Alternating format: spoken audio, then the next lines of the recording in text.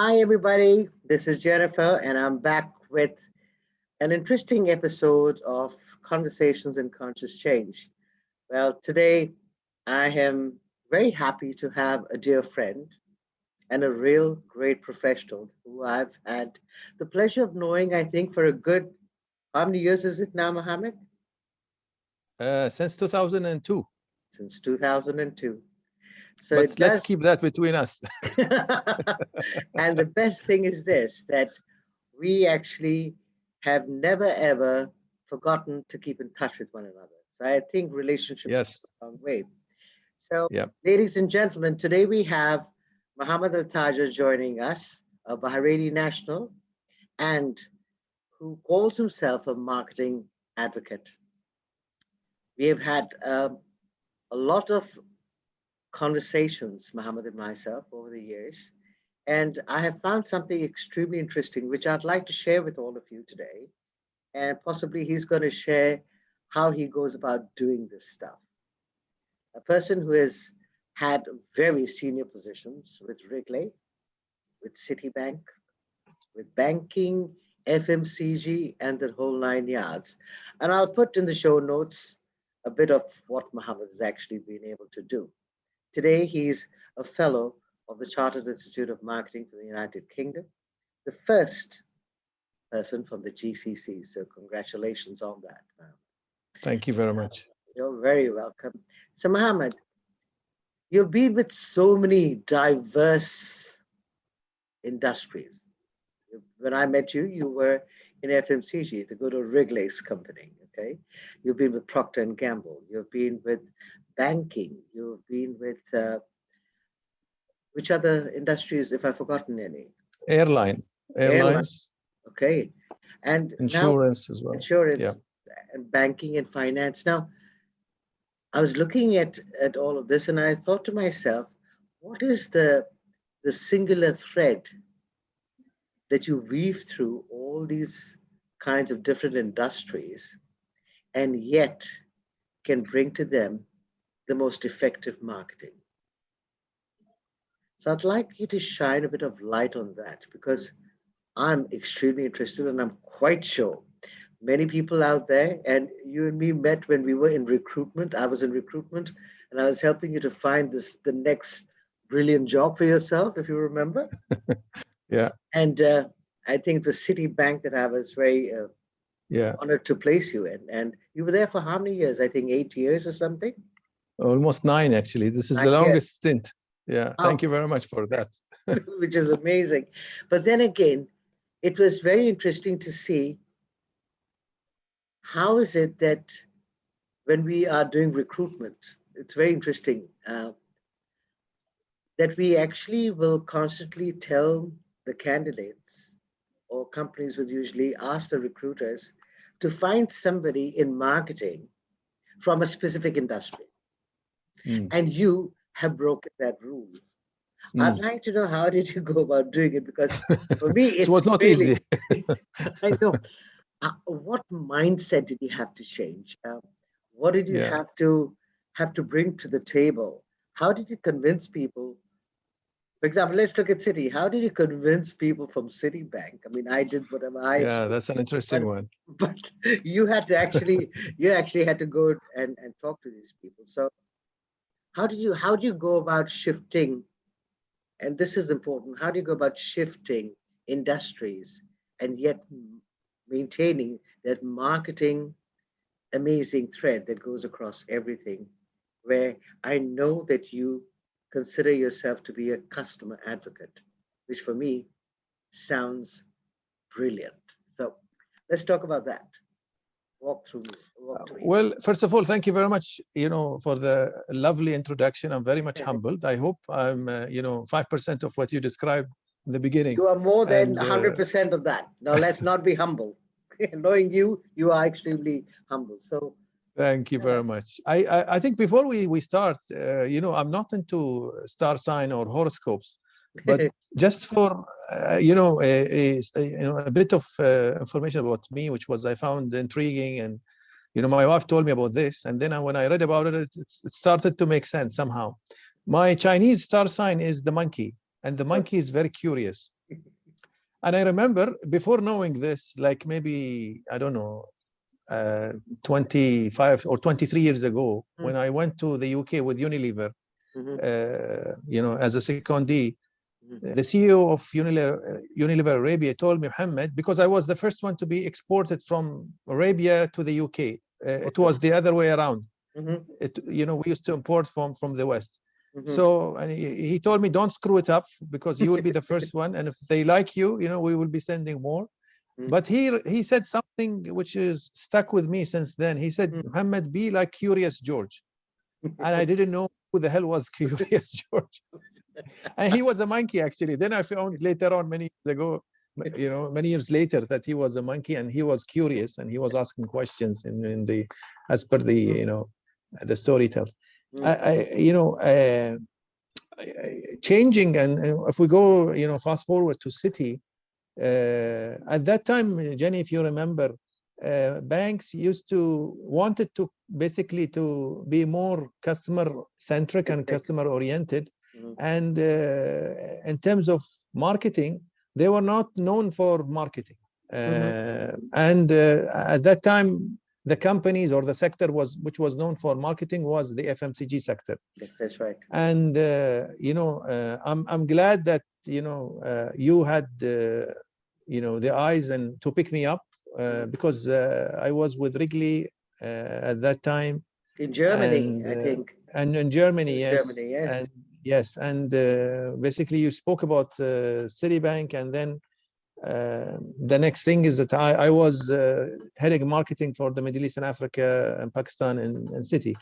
It was not easy because banks, are full of bankers. They are not, probably we were one of the few recruits who was coming from outside the industry. Yeah. It was tough because the marketing that I knew as an FMCG marketer was not existing. And so for instance, when I came, I found out that the budget was, I think I came in August, and I found out the budget was exhausted. I had no budget to run between August and the end of the year. And I had to create, find money basically to spend on what we were trying to promote in terms of products and services. It took me, actually, I found out that it took me probably 5 years to be recognized as a marketeer or as a banker, because I was in a it was a very tough kind of situation. Yeah, I'll tell you when I knew that I made the cut. There was an alumni every year. Citibank does an alumni party, and obviously they invite people who were at City and left, and so I was in this party in Dubai, and then I saw this gentleman who is a very senior person who was heading one of the companies in Dubai into basically financial services, and he asked me, who are you? And I told him my name is Mohamed Al Tajer, and said, hey, how long have you been with City? And I told him 5 years. He said, now you are a City banker. I said, wow. That's another bachelor's degree. It was good. So finally you were recognized, huh? Yeah, I'll tell you another funny story, because whenever in the beginning it was tough, because they have this perception that you are coming from a packaged goods industry. What do you know about banking? And we're totally different. You're not a banker. And that was, I joined in 2006, I think. Fast forward 2008, the financial crisis happens. And I had a blast, because I told him, look, thank God I was not a banker. Look what happened because of you. They didn't like it, but they got the point. But I think it's extremely essential at times like this, especially now and possibly then, is to not stagnate in the way that you think things have to be done, or is the perfect way of things being done. And I think innovation and creation is one of the most essential parts for a marketeer. And I think you've been able to do so much in that sphere that is.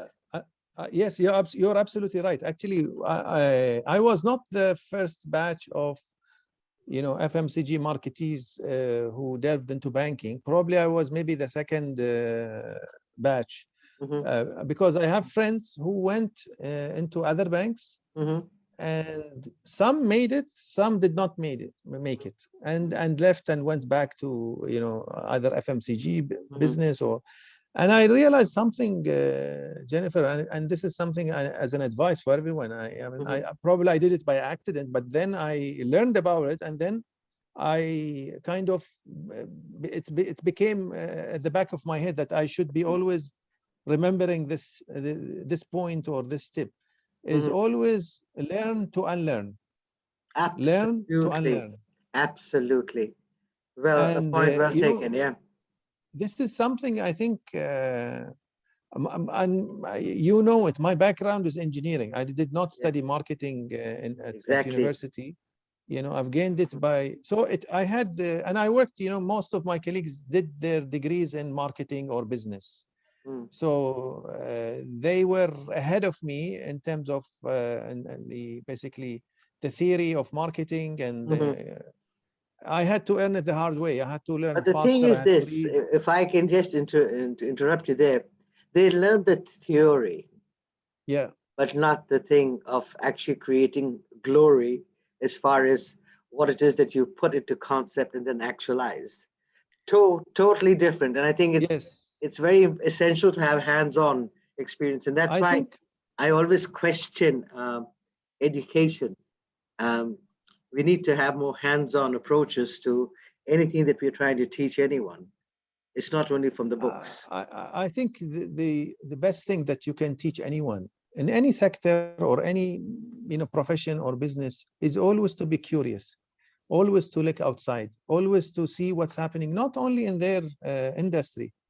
I'll give you an example. In my last position with the National Bank of Kuwait, we hired a person whose sole responsibility is marketing intelligence, meaning basically this person responsibility is just to look throughout the globe and find out what's happening.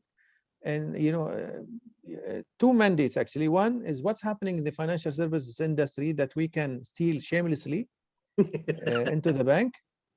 And I told them, don't look into Kuwait or the GCC. I want to look in the globe. What is the best, practice that is happening? I want to know it first, and I want to see if we can implement it here. And the second mandate is basically look beyond financial services, look into, hospitality, look into the airline industry.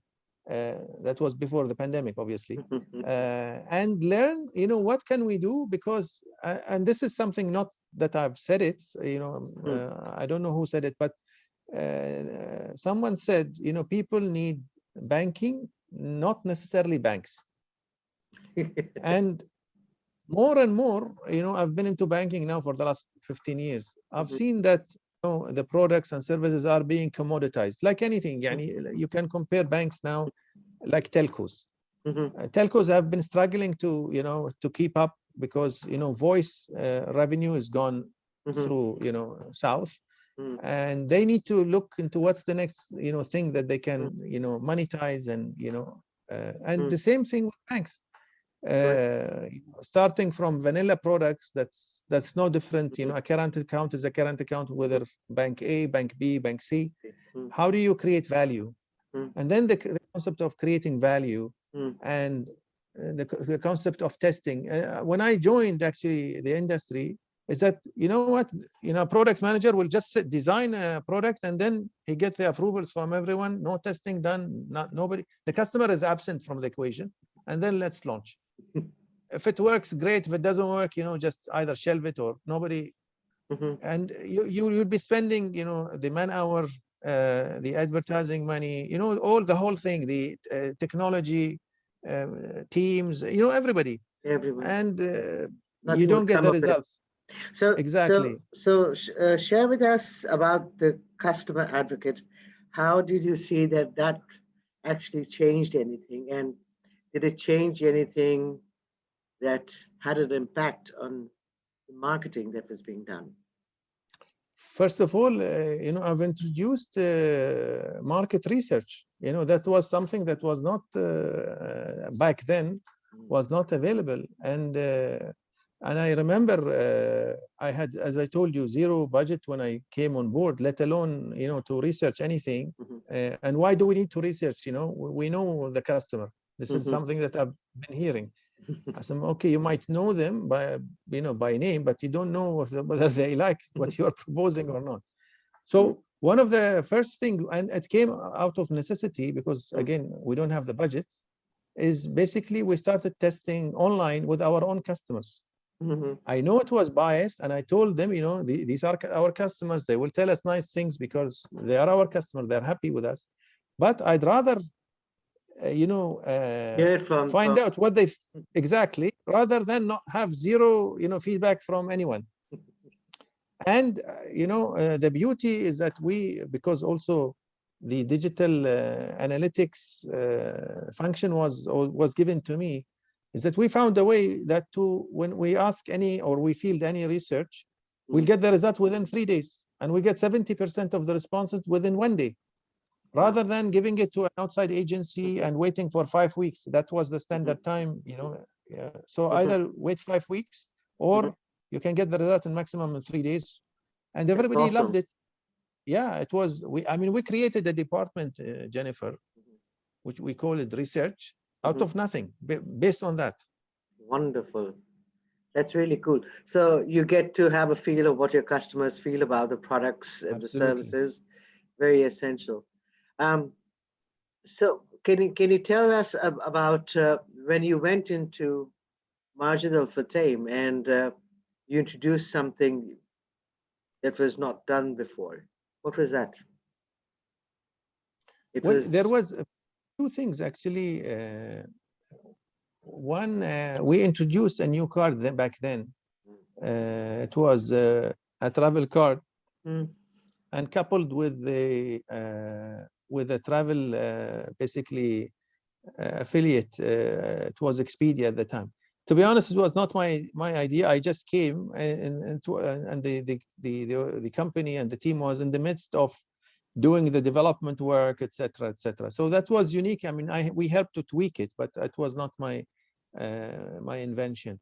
The other thing was introducing Beam, which was the first digital wallet in the UAE, and that was also something unique back then. We're talking about what, 2014, and at that time nobody was talking about startups or accelerators or fintechs, or that was.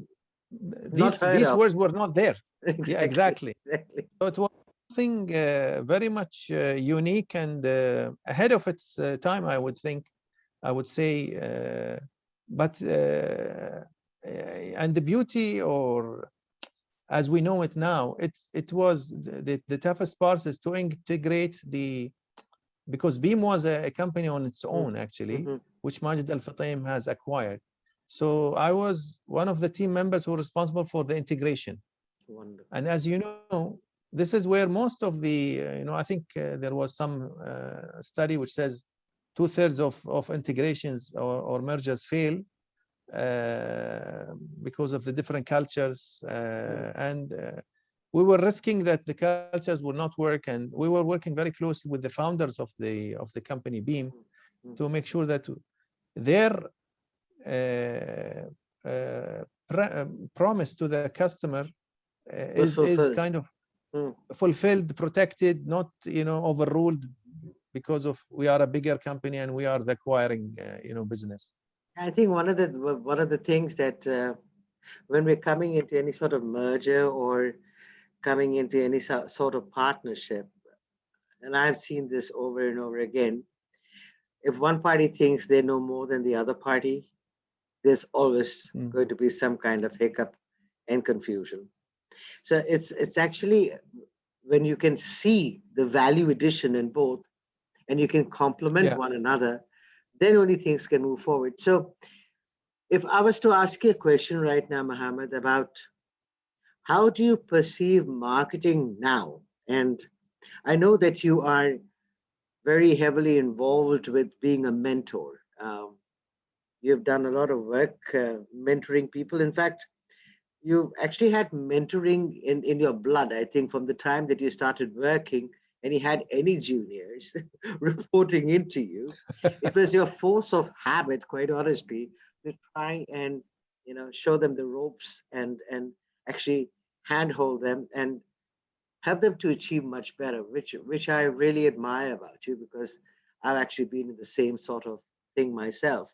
But the one thing that I'd like to ask you now is you have been associated with an organization called Brink IoT and also with DIFC FinTech. Now, these are both, if you'd like to talk about those two organizations and your role as a mentor, what exactly, Yeah. who are you mentoring, who are your mentees, why do they require mentorship, and how important is mentorship in this time? Jennifer, if you allow me, I would tell you a small story. It's a funny Oh, story sure, I love about stories. I think the mentorship I started in, let's say, in a very serious way was when I was in Citibank, and I had a very, I would not say funny reason, but it was the need of the hour. I was short of staff, so I needed basically the work to be done, but I did not have enough staff to do the job. So I suggested to the HR department because they used to give us like 1 in 10 these Mm, students from university, either yeah. undergrad or doing their masters, Mhm. asking for internship, and I told him, look, let me flip the coin here. I need like 10 internees, Mhm. to join my team. And by the way, I need them like for anything from like 2 months, 3 months. Don't bring me anybody who wants to work for 1 month because they achieve nothing and I achieve nothing with them. Mhm. I want somebody because I will give them real work. I will give them projects. I will not put them, sitting on a desk and a table and give them a file and go them to read because this happened to me and I don't want it to happen to them, which Yeah. was, and I know, these, kids are very bright and they can do a lot Mm. given if they are given the The opportunity. opportunity. So anyways, it was a strange request for our HR department. And I remember we worked closely with a few universities in the UAE back then because we were based in Dubai. Mm. And I remember one of the alumni offices in the university, they told me, you are the first one who asked for like 10. Normally we are begging, companies to take them. And Mm. I told them, no, please give me, and give me your best. Mm. And it was like they were happy to hear that, which was something I really, Encourage, you must do that. yes, exactly. And they said, you know what, we'll give you the best, and you choose. I told them, look, I will interview. I will not just take blindly. I will do the interviews, and then we'll pick the best. And at that time, I think, and I had a program with, they were assigned in different, departments with different Mm. people. Mm. And I think every couple of weeks, they will sit for 15 minutes with me. I will ask them questions. What have you learned? What are the things that you're working? And if things are, and I used to tell them, if you are sitting doing nothing, please come to me and I'll give you work. Okay, cool. And I'll put, the guy or the girl who is responsible Mm. for them, if they are not, I'll Mm. give them a hard time because they are also a responsibility for us. Exactly. So going back to Brink IoT, I had a friend who is also in the mentoring space Mm. in Bahrain, a very good friend, Mohamed Isa, and I send him my regards. Mm. He told me that, look, Mohammed, I'm part of this accelerator in Bahrain, and they are looking for mentors. And I said, he told me, I would like to recommend you. Mm. I'll just look them up, and I found out they are, part of a global accelerator, I Mm. think in Hong Kong. Mm. And he did the introduction. We had a chat, and the next thing that I was, giving a seminar about customer experience, because I found out that from the discussions, and I before even the seminar, I asked them, what are the main challenges, what makes you sleepless at night? And from the answers back, I realized that they have great ideas and great potential, but unfortunately the customer is left for last, or the customer department, or the customer, you know, and they need to put the customer at the forefront, you know, because we are in the business because of our customers. They pay our salaries. Totally. So if you keep them at the last step, then you lose a lot, because you might develop something which looks nice, and this is also the syndrome of if you develop something that becomes close to your heart, that you don't accept any criticism even from your customers. So bring the customer first, put him or her in the at the front, and then see if if your MVP is good enough, they like it, and then start to build on it, rather than waiting, bringing. I think during the sessions I had with Brink and also the FinTech Hive in DIFC, I found out that such simple concepts were an aha moment, that people started to say, oh, we haven't thought of that. Oh my God, And I think one of the most insightful charts, which I picked up from one of the studies by one of the big consulting firms, is that if you have a 70% satisfied customer, he will give you like $100, 70% satisfaction. If you increase it, let's say hypothetically to 100%, he or she will give you $200, double. I think 30 points in the satisfaction, you get 100% in terms of the revenue. So this was an eye opener for them, and a lot of the things, we might complicate things, as a business, but again, from another piece of research, people want convenience, people want seamlessness. Okay, you can add all the bells and whistles and digitalization and all the fun and buzzwords, chatbots, but people want simplicity, especially people who are not techie. They don't want Herculean tasks. Yes. And thank you very much, Jennifer, for raising that point, because this is, I have almost a fight, because people think, let's digitalize and they will come. No, they don't.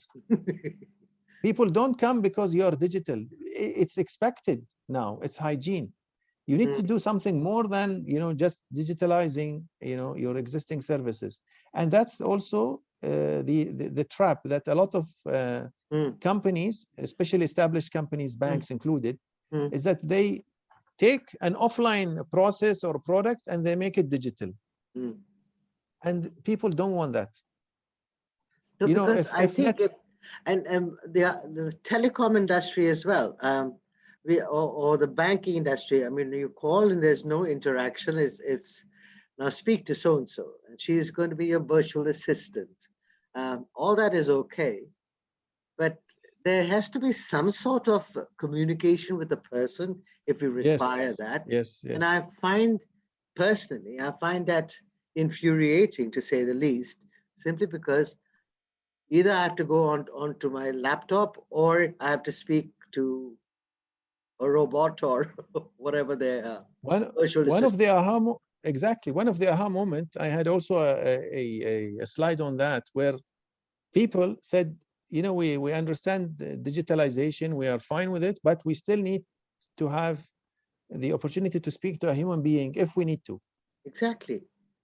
And this is missing, and unfortunately not a lot of people understand that you need both. We know that when radio came, it did not kill newspapers, and when television came, every piece has its own functionality, and we have to bring it together. And I think absolutely you've mentioned a brilliant point there, because we tend to throw the baby with the bathwater. Yes. And we do not even consider that there, again, from a customer-centric perspective, you have different people as your customers. Now, some may not be as tech savvy. I mean, the older generation may not be tech savvy. So if you're forcing them to do something, you're going to be losing them. I mean, I read I saw a video clip somewhere about an elderly lady going into a bank. Okay. Yeah. And she said, I'd like to withdraw $5,000. Ah, And yes. okay, and then the person says, no, you can't, or something happened. And then she says, Yeah. okay, fine, then I'd like to remove all my money from there, because she was not Yes, allowed yes. to do it, right? She told her to go to the ATM and withdraw because Exactly. Go to the the amount ATM. is less. Amount. So she says, I'm sorry, I do not know how to do that, and I don't want to do that. In that case, can I have all my money? And when they actually checked her account, she had a good couple of, I think, $200,000 or $500,000 in her account. And then you have the wake up call. Oh, now you are the important customer. But what if we did have to have those wake up calls or shake ups Yeah. for us to be consistent and be customer centric no matter what? That's Yeah. what it is. Unfortunately, Jenny, this is true until today. Mm. And I've seen it that there is like in some places they call it retention unit and whatever. This retention unit is responsible for basically resuscitating a dead person. When the customer is made up their mind, they are ready to leave, no matter how much you give them, even if a better offer. Mm. خلاص, they are done with you. Had it. They've had it. They've had it. Because I mean, for us to wait for it, for us to go unto that point where your customer is so irritated, frustrated with you that they don't care what you're offering them. And why would you not offer that to them beforehand? Is my question. I'll tell you, we tried this before, and I will not name which organization it was. Is that I had the analytics team working for me, Mm. and we did a model to predict who's gonna, try it or quit from our business. And fantastic work, a few months of work crunching numbers and putting it into a nice model. Then it was put on hold because okay, any model and every model has an error. Mm. So the question is that what if this model predicts that Jenny will quit the Mhm. bank, but she is not considering quitting. Mhm. So if we send her something that, oh, if your rate is X, we'll give you a better rate, Mm. then in this case, we are losing because she have not thought of leaving us. Mhm. It's the model made an error. I mean, can you imagine in this DNA?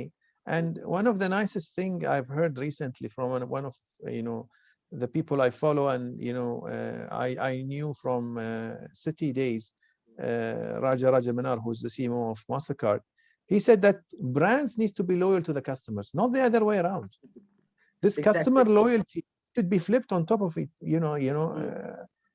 You cannot expect customer loyalty. This is honestly, I Hogwash. don't want to say a bad word, non-existing, Yeah. especially with the new generations, millennials, Gen Zs. They don't care. Okay. They need So something. yeah. So coming back to your mentoring of how do you find mentoring young ones? Is it a challenge? Is it exciting? Is it different? I mean, Look, I think mentoring for the youngsters, it's always. I mean, I'm at that age where I consider them as my children or my younger brothers and sisters, full of energy, which I love, and I always like to keep myself among young people because the energy rubs off. It is not easy because they have their own mind, and sometimes, yeah, it's a mixed bag, Jennifer, because okay. you'll find the people who would listen, people who Mhm. will stuck to their own guns because they are convinced that they have the best thing. Mhm. So I cannot, there is no one size fits all or one formula. You Ah. have to deal uh, with everyone, differently. But what I've learned actually, and Mhm. this is very important, is that uh, if do not give advice to someone who doesn't want to listen. Which is exactly what I was wanting to come to, and thank you for bringing that up, because each and every individual is totally different. So how True. you actually work with everybody, how you mentor everybody is going to be totally uniquely different to what it is that you will do as a blanket approach, because a blanket approach Absolutely. doesn't work anymore. And it's very essential for us to actually know that. So, having said that, Mohammed, what are some of the things that you'd like to share with the audience if anyone is going into marketing and they would like to uh, do it a little more effectively? What should they be really looking at?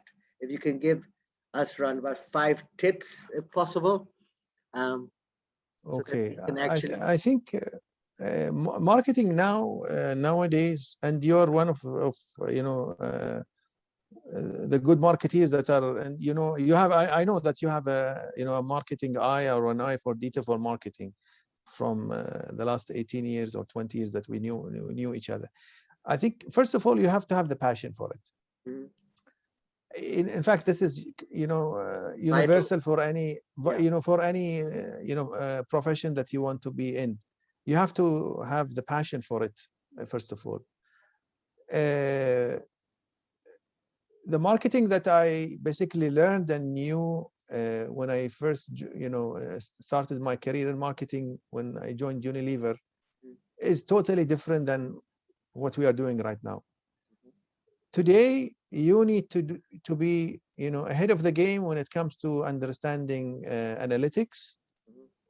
and understanding digital marketing, but with affinity to the customer.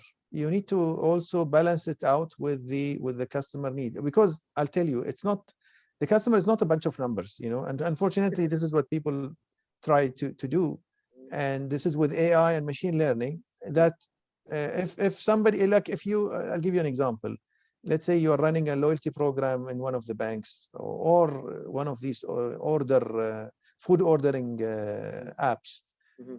If I, Mohamed Tajer, always eat Indian food, Mhm. the engine that will generate the options for me to go where to go next, to dine next, will only give me Indian restaurants, because Okay. this they learned about me.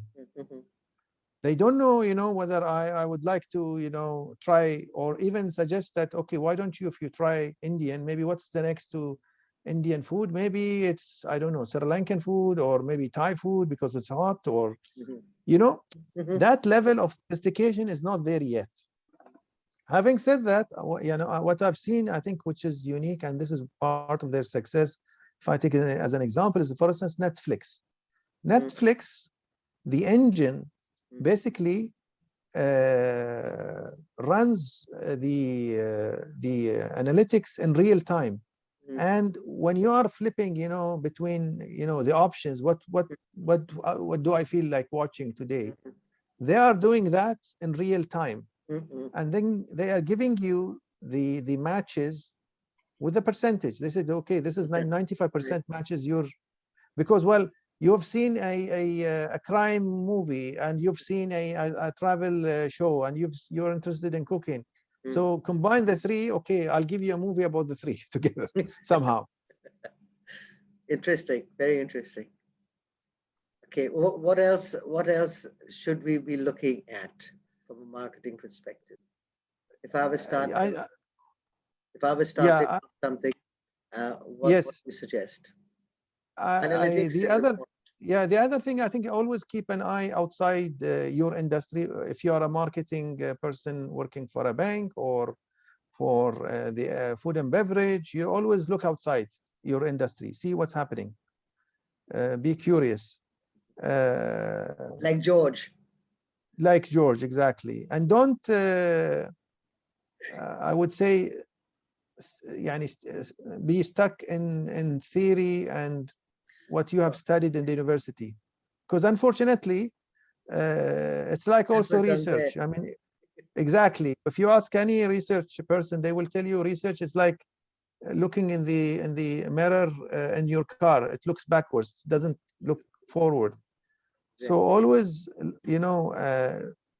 keep abreast of what's happening, and connect with the right people in the industry. I mean, there are great organizers, whether, for instance, the Chartered Institute of Marketing, or the Marketing Society, or the CMO Council.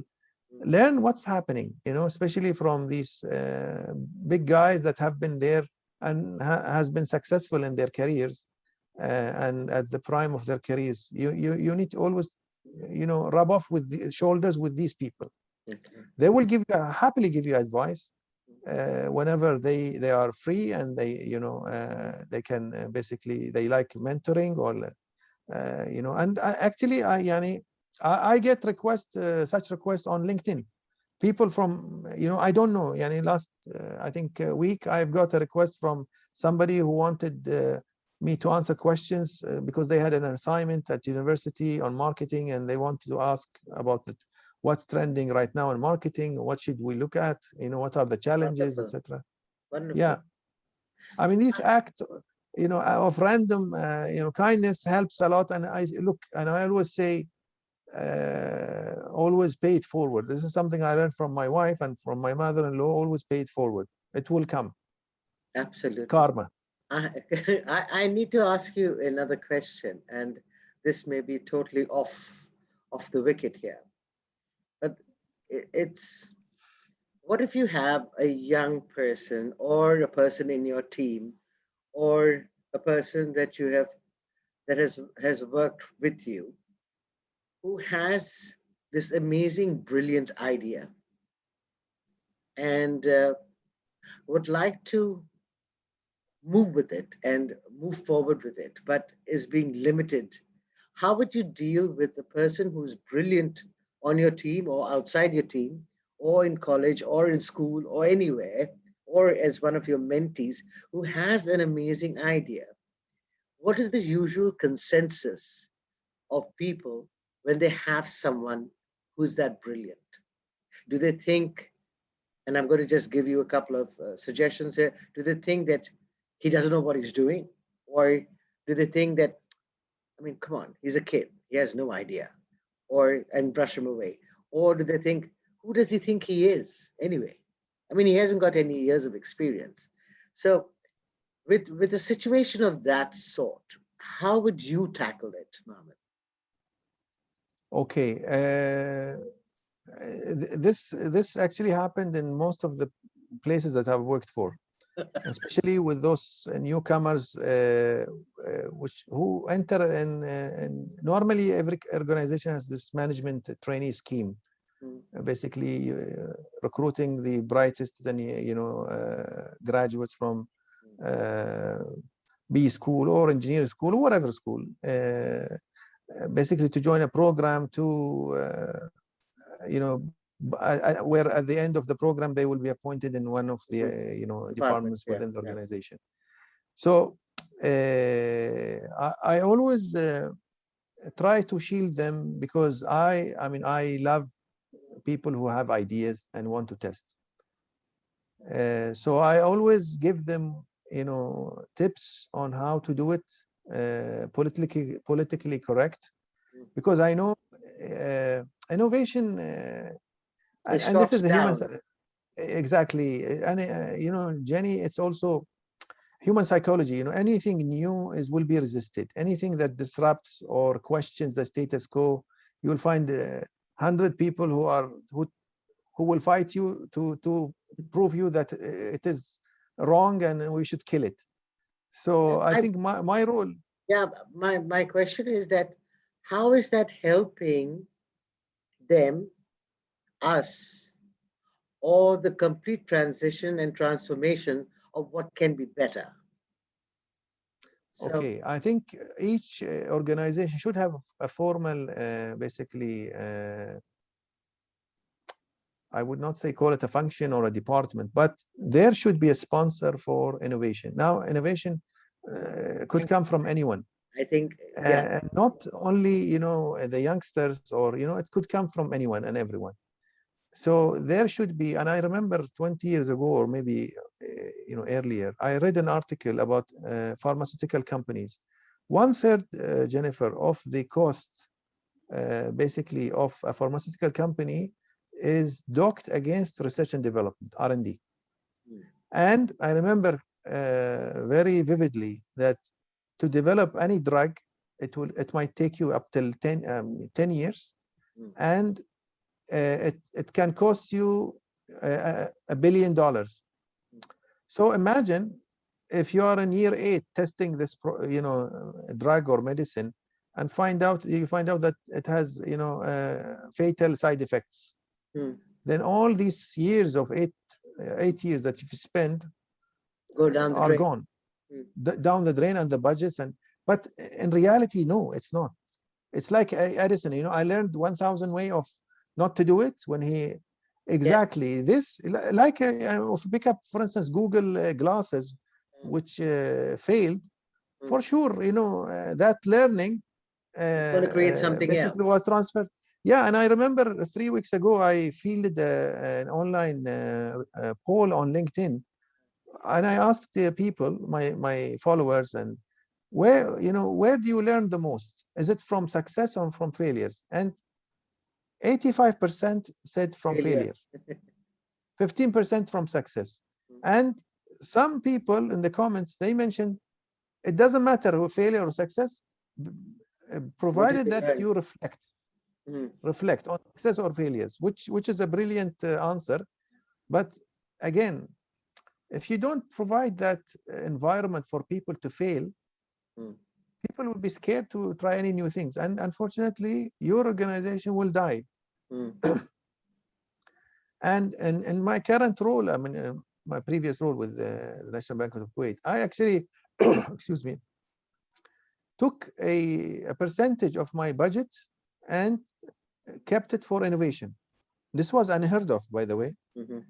And I told them, look, don't ask me for ROI or what I'm going to do with it, because I don't know what I'm going to do with it. I will see what is available and what is hip in the market, globally, and we will test it. And this is what, and we might fail, which is fine, but we will learn how not to do it. Correct. And I think this is something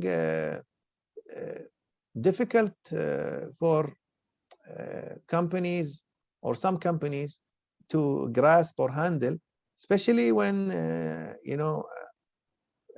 they are making money and there is no need for invention or innovation, or when, unfortunately, when things go south, this is the time when everybody wakes up and says, oh my God, we have to do something. We have to exactly. And they invented a word for it. They call it pivot.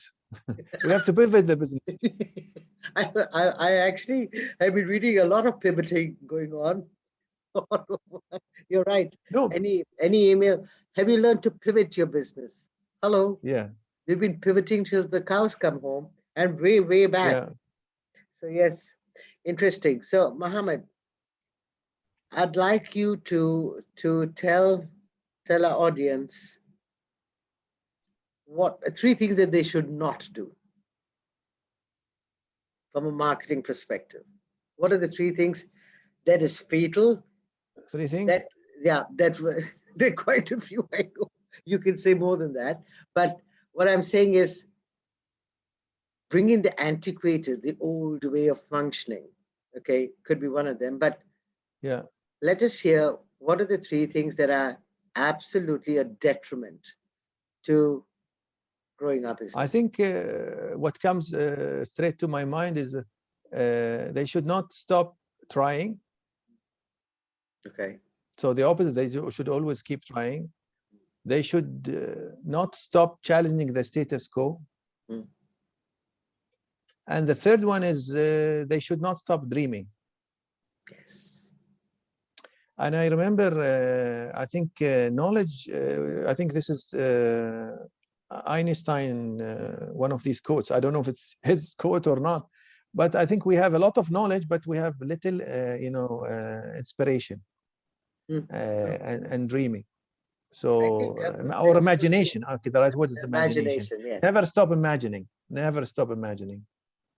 I think that's something that is extremely essential, and being able to be innovative, creative, generative in the way that you approach situations, allowing people to actually come up with new ideas, not shooting them down before they even can blossom, giving the space for people to generate and create something new. And I think True. that You that see, is especially important at this particular time when everyone is trying to do the same thing, expecting a different result.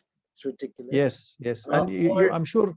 or trying to follow what they did in the past, Mm. past reference, to bring it into this situation, and it's definitely not working. So Yeah, absolutely. And I think when somebody asks, what is your greatest achievement? I said it's yet to come, because whatever, because there are, more things that I have not done, it's, you know that I love traveling, and I've been, with my career, I thank God, it took me to places that I have not even dreamt of, visiting, and I've been more than 50 countries. But the more I travel, the more I see, the more I realize how little I know, and how, small I am compared to what you see. So I think this is very important, is to stay humble, and to stay foolish, and to stay hungry, and basically to see that, what, the more you know, the more you know that you don't know anything. exactly. And being willing to unlearn what you think you have learned. Yes. Because every time that you think that you've learned something, then that could be a stumbling block for you to actually move forward. Absolutely. I think this is number 4, and because I've seen it, I've seen people who stopped in learning, and stuck to basically what they've done in the past, and it was difficult. Change is always difficult, Jennifer, and you know this best. But the only constant in life is change, Which is and correct. in order for you to keep up actually with what's happening, is just you need to reinvent yourself every few Totally. years. And that's why I say change is constant, but changing is a personal choice, Yeah, which we must be totally open and for. it's not easy. Even myself, I find it difficult to keep up Yeah. with all these trends, what's happening even in marketing, and you have to be choosy in what do you want to learn, because there are so many things to learn, So so many, many so things. many. Yeah. Well, Mohammed, thank you very much for spending this lovely hour with us. Uh, I will come and back and pick your brains again, where we can actually invite you to mentor some of our audience if they find it interesting. I'll put the word out there. Um, I will be putting in all your credentials so that people can reach out to you and see how it is that people can get in touch with you and get to know you better. But I think this conversation has been quite an exciting and one and an eye opener uh, for many people. I always enjoy talking to you, but I thought I'll not be selfish this time and share you with the rest of the world. So thank you so much for coming online, and it's been an honor and a pleasure as always. So Thank you thank very you much, very much. Jenny. It was an honor and a pleasure as well, and I really enjoyed it. Time has flown, and happy to help anyone who needs help, and I hope marketing will, as a function, will basically see a new heights Mm, with the new generations, and they take it from there. absolutely. Super. Thank you very much for your Thank you time. so much.